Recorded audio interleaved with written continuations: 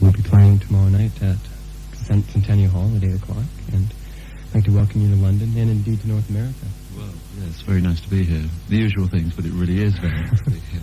This is, I take it, your first time to London. Yes, in London, yes. It's very, very nice place. You're kicking off your North American tour here, then you're going to Toronto.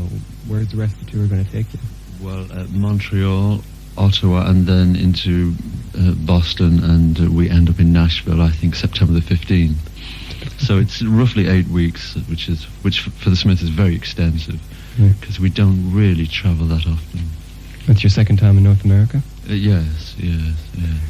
What will the audience?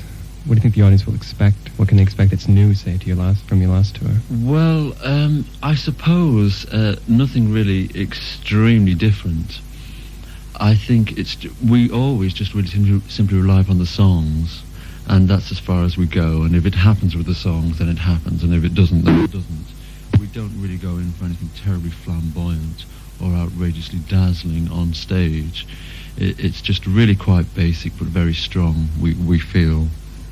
You're using a lot of your new songs in the show. Yes, we are using songs, and some that hadn't even been recorded, so...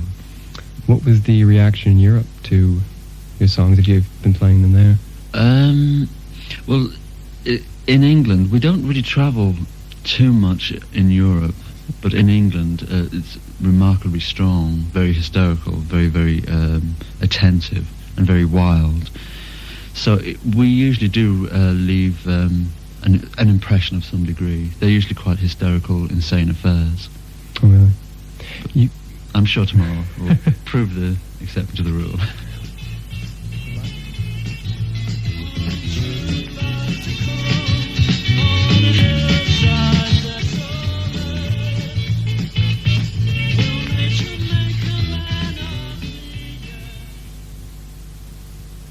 Well, last year you were interviewed by Graffiti Magazine here in Canada, and you said that something to the effect that it would only be a matter of time before the Smiths were accepted by a much wider audience in North America, though you still seem to have remained in the cult status here. Yes, but no. I mean, it is building. It is building in a very basic way. There still remains virtually no advertising for the Smiths on a record company level, but really more people are hearing us. And the letters we receive are quite phenomenal, really. It confuses me, because I can come here and I can open magazines and see no presence whatsoever. I can listen to radio stations and I never hear the Smiths. And yet, but in another way, in practically a more affecting way, it really is happening. Because certainly in America, the ticket sales are really, really very healthy, and in Toronto, really, really healthy. Last year in Toronto was one of the most memorable affairs that we ever had at Kingswood. Yes, I was there. Yes, it was really quite strong. And there's not really any reason why these things should happen, but they do. So I think when it's really left up to the Smiths just to promote themselves, it works. But on a record company side, it doesn't work. They still don't really know what the Smiths are, and they don't really know how to convey what the Smiths are, or to promote them in any really sensible way, because all the very obvious brackets and all the very obvious avenues, we don't really seem to belong there. And so record company people tend to throw up their hands and say, well, what can we do? And so, well then how would you define success in North America? Obviously you're very happy with the sort of loyal following that you have. Yes. Would you still like to break onto the airwaves? I think we can do both. I really do, because I often feel that we can gain live audiences. We can gain live audiences by practically, on a promotion level, not really trying. So I wonder, if we really tried, if the record company really pushed us, something extreme could happen. I mean, I know friends of mine and people I know generally who are in groups who have become very, very successful in North America, selling lots of records and going top 30 and even top 10, yet on a live level people just don't turn up.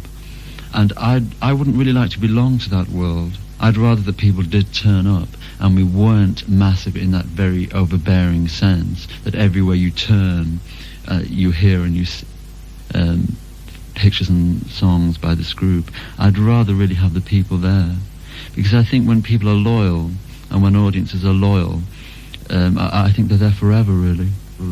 And they don't need to be told. I'm convinced. I'm wrong, obviously, but, you know. In the past, you've been critical of record companies, especially the big record companies in the big business of selling records. Yes. How does that affect your relationship, or how do you characterize that with your relationship with Rough Trade? Well, Rough Trade have always... when we signed to Rough Trade and we became successful, the situation was that Rough Trade were having national success for the first time ever. So everything was very, very new to them, and they approached it in a very, not naive way, but in a very, very non-capitalist way. So that was interesting. That was interesting for us. But I'm not really sure how I could deal with the very severe, the kind of the prostitution level of a major record company, saying whatever it is, do it. You know, if we're going to sell, 10,000 more records, 100,000 more records, just do it. Put this skirt on, put this orange wig on, do it. I don't think I could really live in that world. Not really. The lyrics you write suggest a background in English literature. Is there a background there? Yeah, sadly, yes. Yes, I've noticed that. Then do you see your lyrics merely as one half of the Smiths songs, or do you aspire to give them some intrinsic poetic value when you write them? Well, yes, I think poetic. Ultimately, we have to say poetic. I don't like to, because I didn't really read that much poetry. I was never really terribly interested in poetry. But I suppose ultimately, when you examine the works of other people in popular music, I suppose if one is forced to, one has to describe the way I write as poetic, whether you like it or not. It's kind of poetic and poetic ramblings. But I prefer to think of it as merely just being direct and almost conversational. It's poetic, of course, merely because it isn't nonsensically bland, which obviously most words are. People who write words never think about them. They just throw them in. There's like this dictionary, this popular music dictionary, which everybody adheres to. This kind of awful lexicon of the most fundamental language on earth, which really confuses me. It confuses me why people use such fundamental language when the whole sphere of popular music is so incredibly strong and affects every individual on earth. Would you like, say, in 200 years down the road, would you like your lyrics read as poetry, much as we read classical lyric verse today? It's inevitable. It's inevitable. I can't escape that fact. You mentioned your background in English literature. Is that as a student, or just that you read a lot, or brought up? I just read, really. I read manically as a child, and then as a teenager. I didn't really have any specific education to speak of. I certainly never went to university or anything approaching university, so I just really read out of instinct. I was very interested in books, always. And in a song like I'll Suffer Little Children, which had a lot to do with Wuthering Heights, was that intentional? Yes, to get well, also considering the case that it dealt with, which was the Moors murders, which happened in Manchester in the early 1960s, and also happened on the moors, which is obviously a very eerie and poetic and mystical and mysterious place. So yes, all interlinked. Go between you and Johnny Marr in writing the songs. It's very, very simple. It's very simple. He merely puts I say merely as if it sounds like eating breakfast cereal. He puts a tune on a tape, on a cassette tape, and I live with it. And suddenly I'm humming a vocal tune, and then suddenly, quite mysteriously, I'm singing these strange words, and then thankfully I generally like the words, and then the song happens, and it's just there. It's a very, very quick, very uncluttered and unfussy process. We've never ever had trouble. We've never sat down and scratched our head and said, well, what do people do when they write songs? How do you write a song, and how do you write a hit single? It's just always been very, very natural. So the lyrics that come out of you are very natural. Very natural. Troublingly natural. Except for the odd pot shots at royalty and an anthem like Meat is Murder, your songs have remained fairly apolitical, or largely apolitical. And obviously that is something that's natural. Yes. I think I've seen too many groups in the past who align themselves rigidly and steadfastly with certain political causes. I find that when the causes die, the groups die, the people die, and they get washed away. I think you can make really strong statements without becoming, without really killing yourself and losing your identity as an individual. Does that have anything... Oh, you came out criticizing Live Aid when it organized. Is that behind what you were just saying? Yes, and I find now, interestingly, that criticism of Live Aid is just simply growing and growing and growing. It's becoming trendy. Well, perhaps not trendy. I mean, it's too easy to say that it's trendy. I mean, maybe people actually have a point. I'm sure they do. I like to think they do. But there was a time when I seemed to be the only individual who suspected something sly and occurring. And at that time I was beaten to death, literally, for having such views. And now, of course, they're all coming out and saying, well, yes, and where did that money go to? And why is this solo LP appearing? Why is this man being knighted by the Queen, and so on? It all seems very show business. In the past, you've sort of bristled at that people have said your music is depressing. How would you define your music then? Well, I think that we speak for now, and the Smiths, regardless of what you think of them, they are realistic. And we're living today and we're living now as many humble people tend to live. There's nothing escapist. You can't really escape into the Smiths. It's really like reading a newspaper, which a lot of people don't like to do. But really, we have to. I mean, these are critical times. You can't really pretend anymore.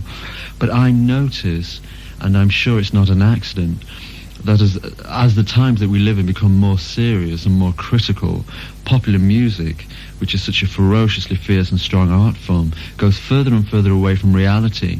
And I almost feel that it's almost a political thing, that there's like a whitewash occurring, that the most nonsensical and useless, bland artists are being pushed forward, and we're being force-fed.